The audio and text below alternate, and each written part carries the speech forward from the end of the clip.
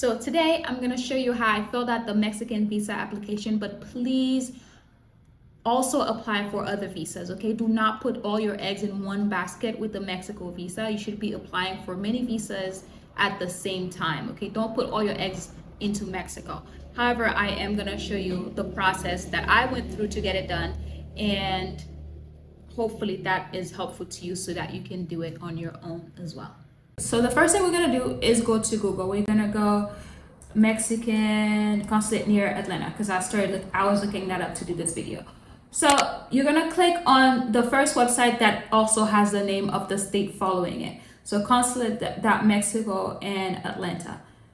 Okay, and you know you're on the right website when it has your state highlighted at the end. And once you get to this website, to your state's website, hopefully it's in English. Mine is in Spanish for some reason. Well, it's Mexico, so it's in Spanish. So you're gonna go down there, and all the websites kind of look similar. They might have some different things, but the outline is the same. So you're gonna go down there and find where it says visas. Wherever it says visas, click on that. It'll tell you what the fees are. This is where you can find out if the price that I mentioned in my TikTok videos, like the fees have doubled. So these where you can find the fees for things like that. And this is where you can also find the visa application. So this is what it looks like, okay? And you can fill it out. You can fill it out on the on your thing, but you need to print it out and sign it physically. A lot of them, they don't want digital signature. Some of them don't mind, but just to be safe, just print it out and sign it and then bring it in. Okay, so now we have our visa application downloaded from that website. We're gonna go back and try to find out how to actually schedule the requirements for the visa application that we need.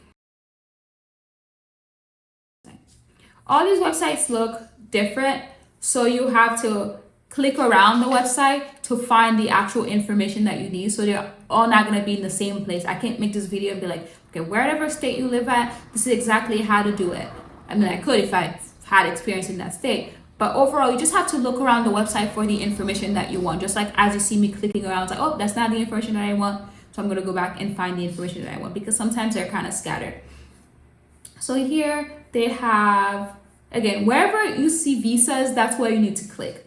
This is the visa that I have, temporary resident visa, and then you click on it and it's going to tell you all the requirements for that consulate that you need for the visa. So for this consulate, and a lot of them too, they kind of have like the same similar things. Only the only thing that will differ is the monetary requirement. That's the main difference. But all of them, they do have the same main requirements, such as your passport. You need to bring a passport that's not expired. You need to also bring the original document that shows you have legal residence in the country in which you reside. So a lot of people might stumble with that step, because I know a lot of people still have their 2019 TPS card in their hands, although that 2019 TPS card is still valid in 2026, because if you renewed it, it's still valid. However, when you're applying for a visa application, you need to make it so that the consulate is always like, don't make them use their brain too much, okay?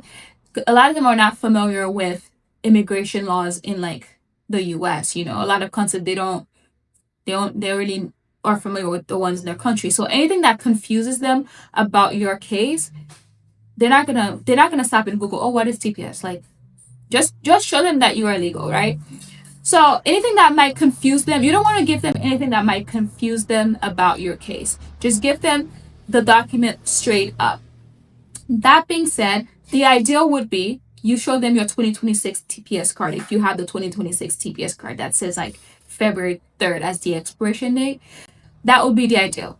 However, if you still have the 2019 one, I'm not going to discourage you from applying. You should apply. You should apply and show them that it is still valid with the Federal Reserve notice that they sent out, right? However, warning that it will get complicated for them, they'll be like, I don't understand. This is it's expired, and you saying online it's valid. Like they don't care to find things out like that because they're seeing so many people in one day, you know. So make it easy for them. However, always shoot your shot, especially with this visa application, the Mexico visa application. Like down here, it tells you how much your visa will cost, and it's only $56. Right? You can afford. Hopefully, you can afford to spare $56, even if you get denied. But you will know if you do. Okay, so that's what we got. The requirements. We have the passport. We have the TPS residency card that should say 2026. That should say 2026. However, if it says 2019, still shoot your shot, but showing them that it is still valid by printing out the Federal Reserve document that you need. And then these are the ways you can in which you can qualify. The way that I qualified is economic solvency, and that's just saying like showing them you have the money to do it, like either through a job that's depositing money in your account, either through a savings account and stuff like that. And there's other ways you can apply, like you can show them that you're going to invest into Mexico, or that you have invested into Mexico, that you bought a house in Mexico, that you're going to be united family. So all these things that you can do, but we're going to focus on that because I think that's what a lot of us will be able to qualify on, like the economic solvency portion. And this just says like you should apply within 30 days before you get to your application, because you don't give them that much time. But the application is only one day. You go there and you'll find out the same day if you get it. A lot of them do it right on the spot. You do have to wait a little bit while they process your application. But some of them have you go home and come back a couple hours later to find out whether or not you got the visa application. And that was the case in Phoenix, Arizona. You have to go home and come back. Once you figure out your requirements, you have to find out how to actually schedule an appointment with them, right? And again, you have to look around the website for this, but thankfully this one tells us exactly where to look for that. So we click on this and it just says appointment, right? And here it tells us you should send a WhatsApp message to this number to schedule an appointment with them. Call center, well, I guess the same number, but they just want you to send them a WhatsApp message. One thing I'm going to point out is this website here, if it doesn't have your state after it, that's just the straight up Mexico website for the country, you know? So don't go on this website and expect to see how to find things. And especially if you see something like this, don't create an account, don't do anything, because that is for residents of Mexico. Like if you're a Mexican citizen, that is what you would need. I did this mistake by thinking like, oh, I can just make the appointment online by just like doing this thing. And the appointment that I made was an appointment for a Mexican resident. And I knew something was wrong when I was doing the application, but at the time I didn't know that you had to email to get an application for visas. So I knew something was wrong. And when I went to Phoenix, so I flew to Phoenix, having made the wrong appointment. Something in me told me it was wrong, but I still flew to Phoenix to like, okay, I'm here for my appointment, and they're like, you didn't make a visa appointment. That you made an appointment as though you were a Mexican citizen. And I was like, I knew something was wrong. So again, don't make an account. This is not the website that you need to be on. Anything that asks you to make an account, you're in the wrong place. Just find something that says, okay, this is where to email, this is who to call, and then that's when you know you're making the right appointment. Okay? Don't make the same mistakes that I did. So let's find out how much is the actual amount of money that they're going to require us to have for Mexico. Again, you really have to click around the website to find out the stuff. And if you can't find on the website, just make a quick Google search and stuff like that. Let's see. So the Google AI is telling us that the Atlanta Mexican consulate economic solvency for temporary resident visa requires showing consistent funds, either an average monthly balance of over this amount. This could be like your savings account, because if your savings account have an average monthly balance of this for a year, then yes, you can apply. Or most of us probably don't have that.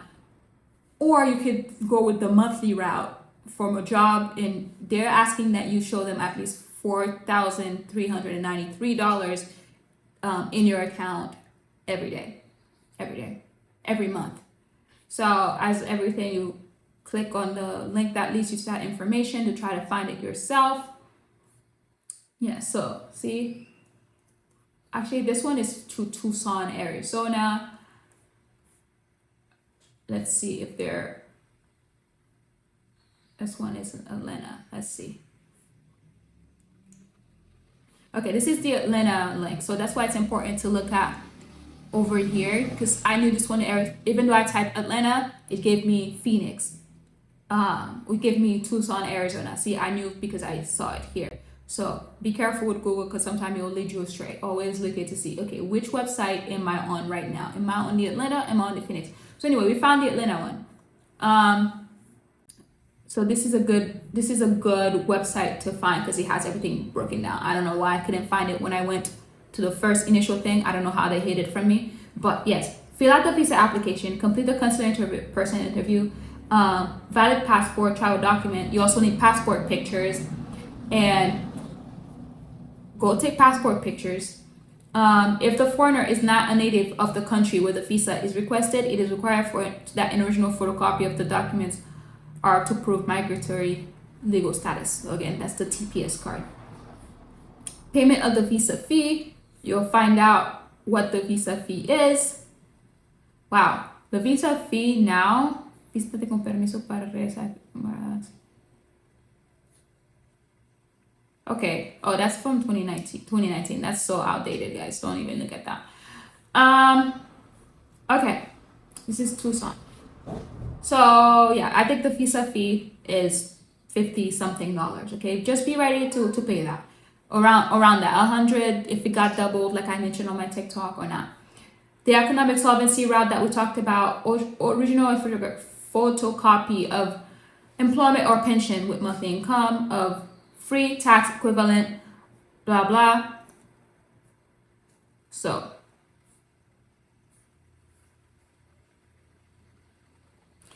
okay, this is the economic solvency thing that we are looking for. Original and photocopy of investments or bank accounts with a monthly average equivalent to 5,000 days of minimum wage.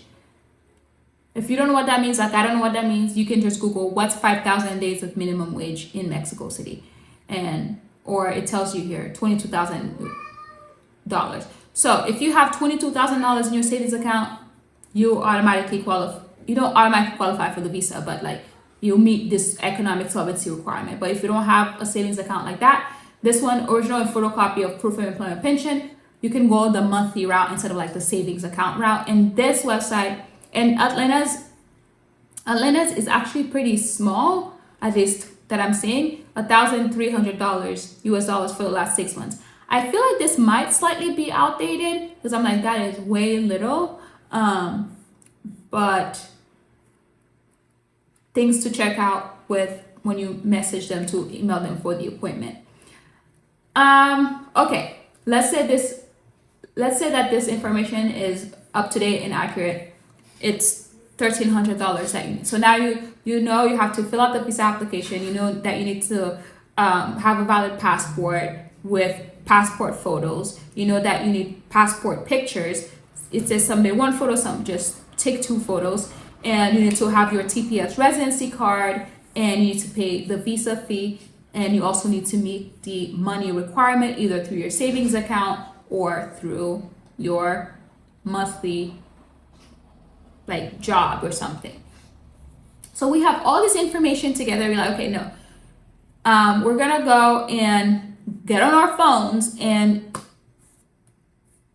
get on our phones and email, where's the email, and text this number to secure an appointment. Just say, hi, my name is such and such. I am looking to schedule a visa appointment for the temporary resident visa, and then give your dates. I usually say give me your earliest availability, and they just do that. Okay.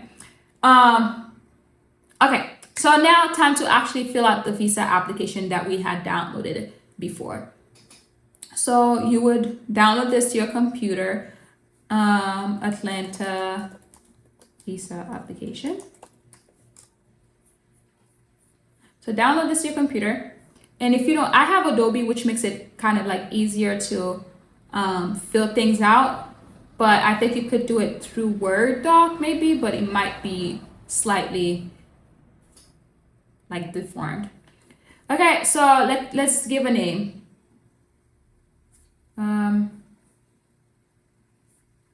Wait, no. Let's give a name.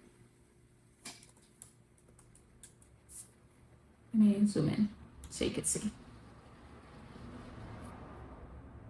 This font is way too small. Let's say I would make it a lot neater than this. Let's do 10.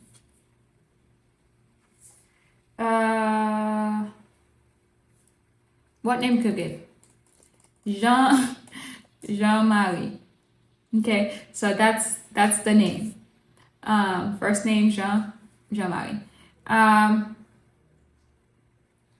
First surname, I don't know, put Jean again or something.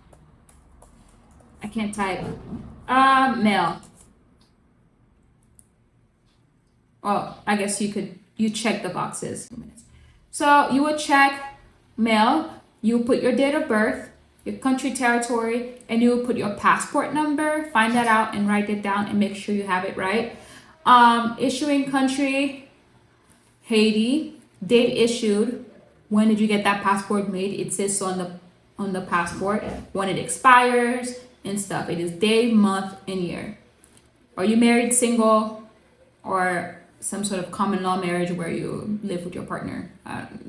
Just put single. If you're married, put married, I guess, but put single. Where do you live currently? Your email, your phone number, your email, what do you do? What company do you work for? Where do you reside? If you reside in the US, do the US. If you reside elsewhere, do elsewhere. Legal migratory status. Yes. Do you have that? Yes, and that's the TPS card we're talking about. Have you ever been convicted of a criminal offense in Mexico or other countries?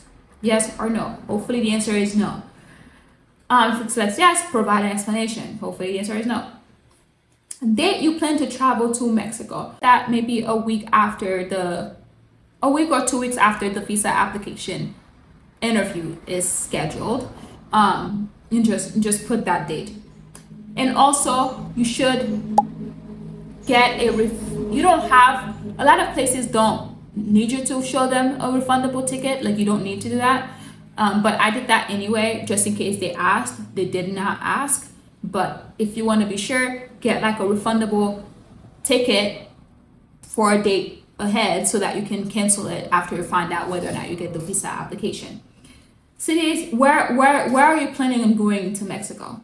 Pick a state in Mexico and put that. I think I had put, I think I might have put like Playa del Carmen, actually. I don't know. Whatever it was, pick something and put it there, and do your research to be able to talk about that place that you picked. Because some consulates can be chatty. You're like, oh, have you been there? No, but like, I know this and this about it, and like, I want to go see it. You know, like, don't just pick an area that you can't talk about. Pick something that you can talk about. Length of stay in Mexico. I picked between 180 days and 4 years. The website, I don't know how updated this thing is actually, because my application just said like less than 2 years, between 2 years something. So whatever that option is, if it says this one or 2 years, pick the lesser option. Never say definitive, and don't put 4 years either, because I don't know, I don't want them to get suspicious. Just pick 2 years, okay? Because I think, I don't know how updated this part of the visa application is. Maybe that's their Atlanta's actual thing, but the ones that I filled out had kind of like different wording of this option. Have you visited Mexico before? No. And it's okay to say no. Okay, when I went to the Phoenix consulate, I put no. And I was not really prepared to talk about it. Um, I think it was my first time doing this, and I did everything at 4 a.m. on a Friday. So I booked my flight. So I scheduled the appointment at 4 a.m. on a Friday. However, the appointment I scheduled was the wrong appointment because, like I said, I scheduled a Mexican resident appointment for something else, thinking I scheduled a visa appointment. So anyway, I scheduled that appointment at 4 a.m. on a Friday. Saturday at 6 p.m., I was on a flight to Atlanta. I was on a flight to Phoenix, Arizona. And I literally did everything in like 2 hours, okay? So things moved pretty fast for me.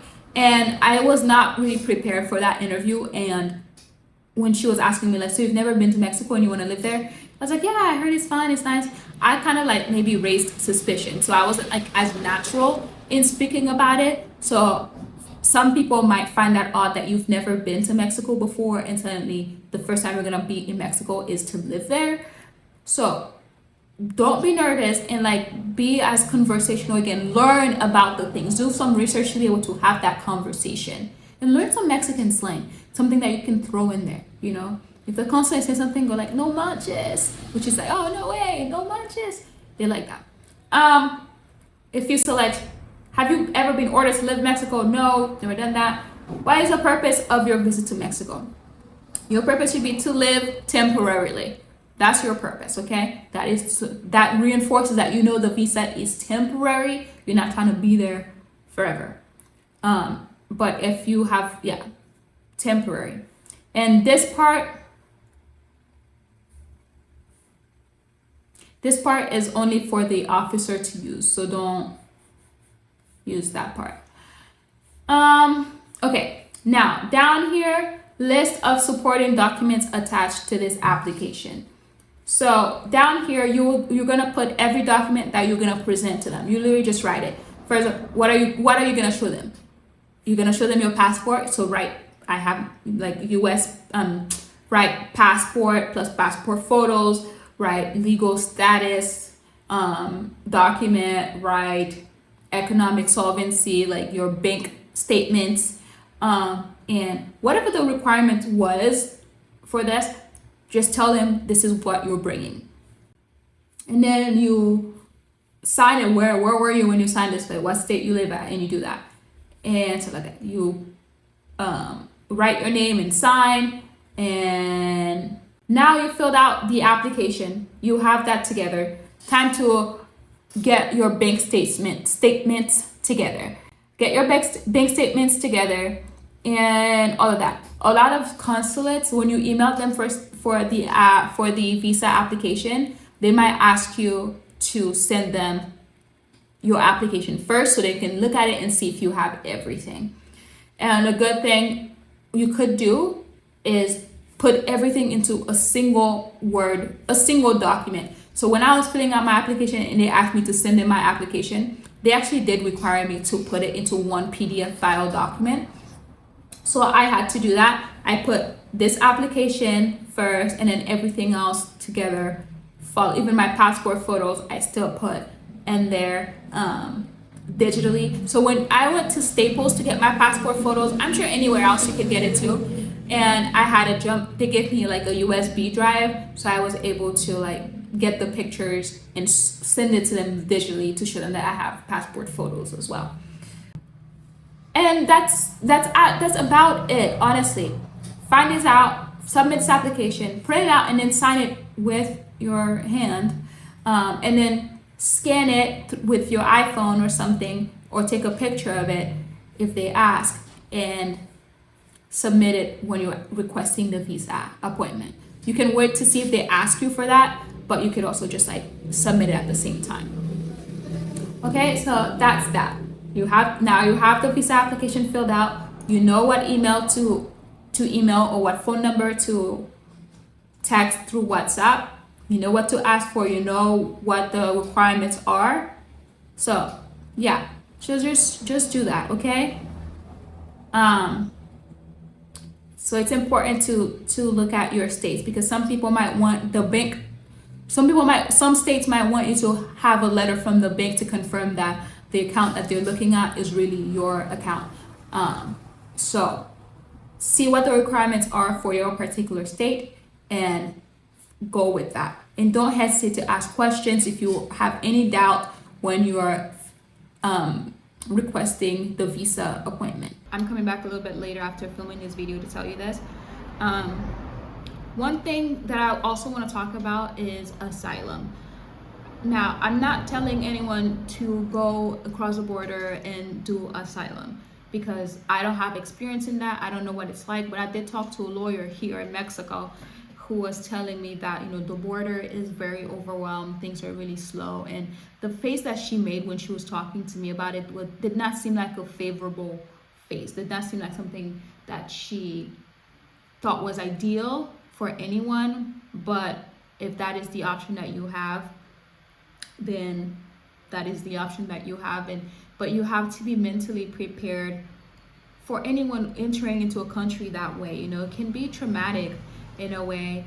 Like she said, the border is quite overwhelmed with people, so I don't know how long that process is going to take you at the border, and especially if you don't have anyone in Mexico, like, be very disoriented in a way. So if that's the thing that you're going to do, prepare yourself for that, both mentally, both physically, and both financially as well. And do research at what that process is like.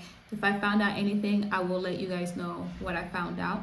However, while I was in line to do the process for the Mexico visa, for the Mexico residence card, like when I went the other day to get it done, I noticed one thing is that the people who are seeking asylum here,